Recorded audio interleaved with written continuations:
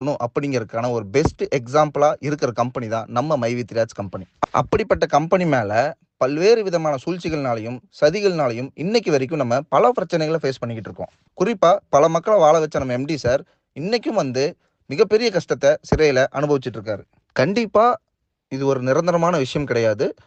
எல்லா விதமான பிரச்சனைகள் இருந்தும் நாம மீண்டு வருவோம்.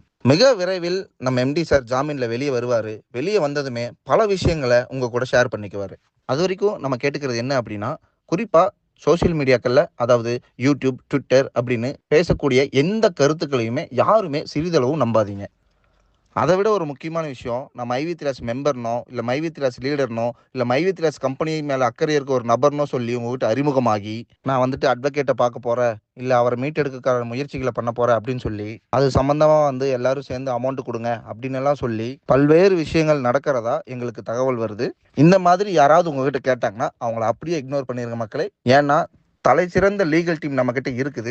நம்ம லீகல் டீம் மிக சரியான பாதையில அனைத்து விதமான சூழ்ச்சிகளையுமே முறியடிக்கக்கூடிய வகையில செயல்பட்டு கொண்டிருக்கிறது. ரொம்ப சீக்கிரமாவே நம்ம எம்டி வெளியே வந்துருவாரு.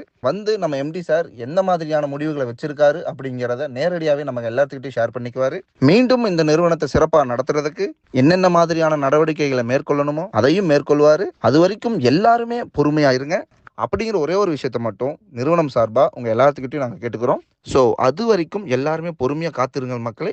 கண்டிப்பாக நல்லதே நடக்கும். நம்ம எம்டி சார் சீக்கிரம் வெளியே வந்துருவாரு. நல்லதே நடக்கும். நல்லது மட்டுமே நடக்கும். நன்றி, வணக்கம்.